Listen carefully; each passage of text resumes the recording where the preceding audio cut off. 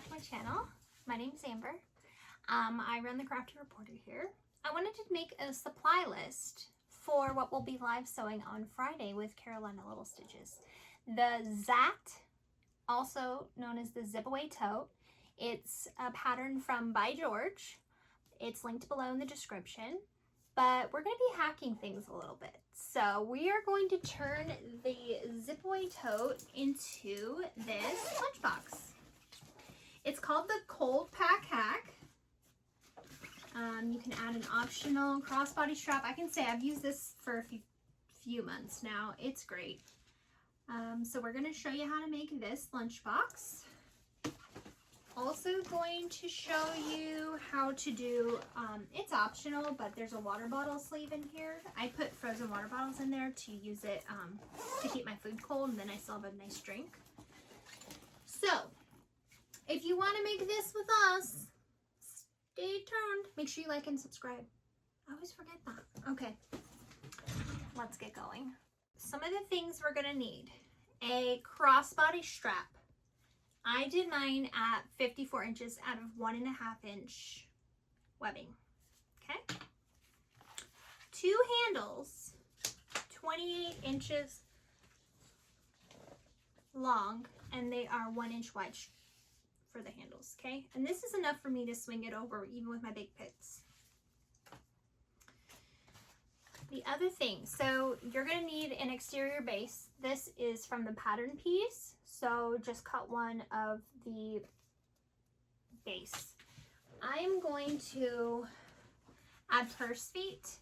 So I have an additional piece of Decaville Heavy, and I've taken a 1/2 inch off from around it, and I'll just fuse it and base stitch around. This is actually going to be the bottom, so if you want purse feet, add purse feet. I would add the purse feet.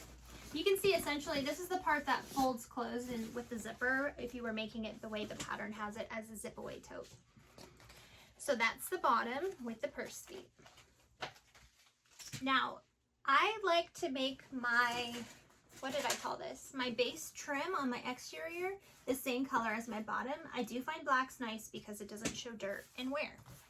So I have 2 pieces for that bottom trim, and these are 5.5 inches tall. Okay, it's as wide as the pattern piece for the exterior, but they're 5.5 inches tall. So to complement that, to end up being the top portion here, okay, this part, you're going to take the actual height of the pattern piece minus the 5.5 and add 1 inch. And that's how big your exterior tops will be, okay? I'm using this color. It's Amber Pink from Fabric Therapy. This is TheraCloth. I do recommend something like this, waterproof or wipeable. It's a lunchbox, right? Especially if it's for a kid. Don't even go crazy. So you need 2 of those, 1 for each side.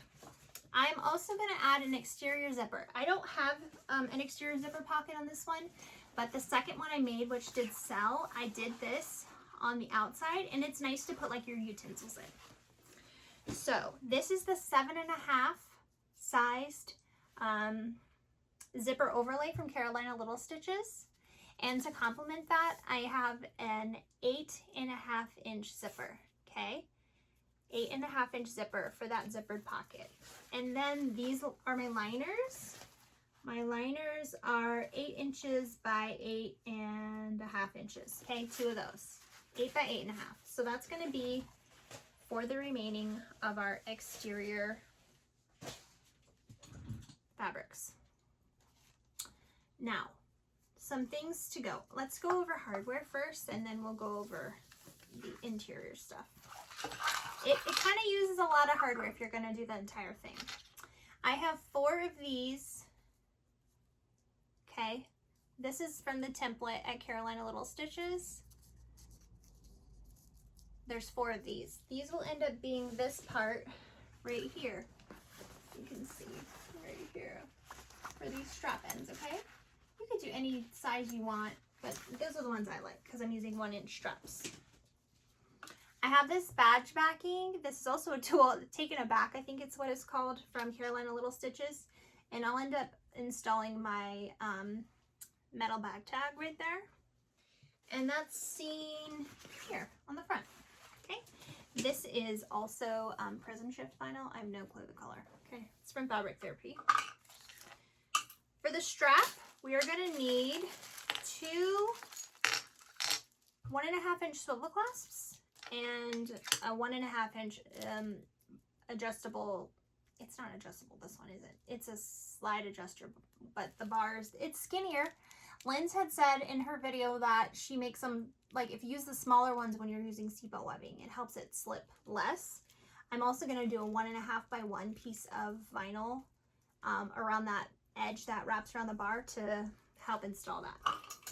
So that's that. I've got 2 different woven tags. One's going to go underneath my zipper overlay. One will go inside. Maybe I'll add a slip pocket. I might even add a slip pocket. I might do that. You might see that.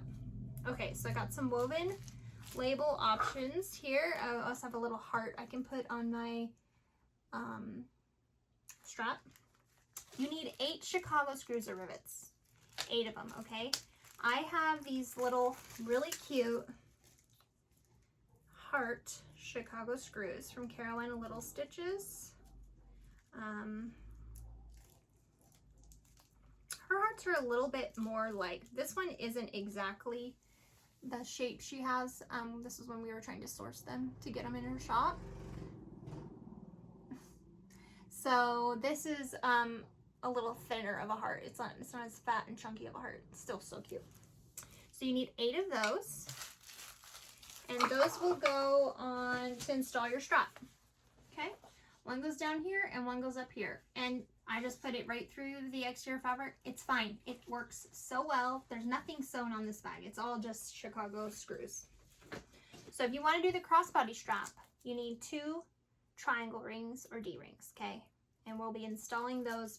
It's pretty cool how Kayla thought of this entire thing. She's the one that did the cold pack hack, and I just made it once, and it's great. So you install one on this side, and then one on the opposing side. And so the strap kind of goes over it like this, and it's perfect.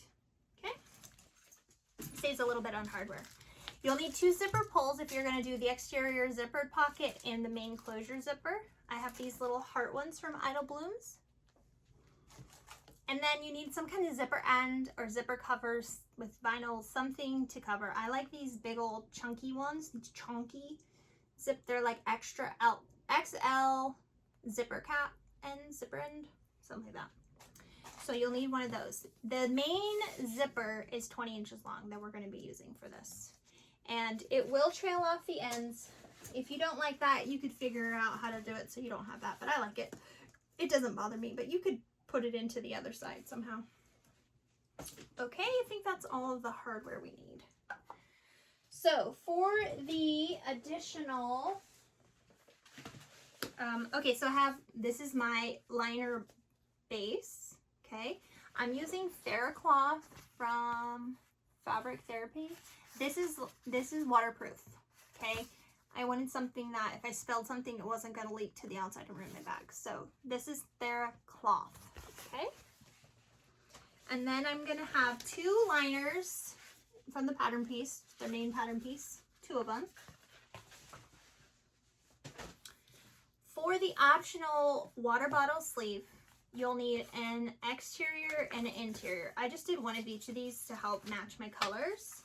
But the size of these are 10.5 by 5, okay? So you need 1 exterior and 1 liner, and we'll end up sandwiching some insulation in between, and then right side out, and then we'll sew it into the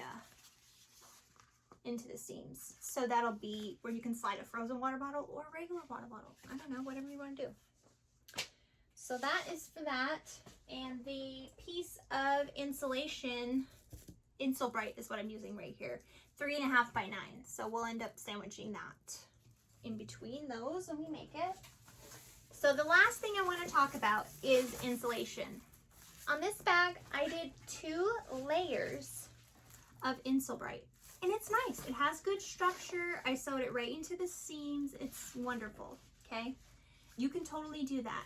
I did do an experiment last year with I had one of these, this actually exact lunchbox with Insulbright insulation. It has double layer. I also made another one using some, this is called Smart Shield. It's like reflective insulation. So I made another one of these exact bags, but this was the only thing I had. One layer of this inside my lunchbox to insulate it. I put a frozen water bottle of the same brand, one in each, and saw which one ended up melting quicker. I had a control one that was just sitting on the counter. The one with this in it lasted way longer, okay? So obviously the one with the Insulbright lasted longer than the control, but this one lasted significantly longer. So this time what I'm gonna try, because this stuff kind of rips a little bit easily, so I found sewing it into the side of seams, it was a little bit challenging. So what I'm gonna do is sandwich this in between a layer of Insulbright that's the size of the liner panel. So you got 2 of the liner panels in Insulbright, and then I have 2 of these. 2 of these. So I'll put the link in the description where to buy this on Amazon. It's basically window insulation. Like you can put it up in your window if you have sun shining on it. It is food safe, and it's basically just foam with metallic, like aluminum-ish stuff. So we're gonna try that experiment. The size of this is 15.75 wide by 12 3/8 tall. And so that should be able to sandwich it in and kind of keep it out of our seams. So those are all the tools you need. Obviously a sewing machine. I haven't made this on a domestic, so I'm not sure if it would be domestic friendly. I would think it would be. But I don't sew on one of those. I do sew on an industrial, a Juki 1181N. So I hope to see you in the next video where we are sewing this lunch bag live.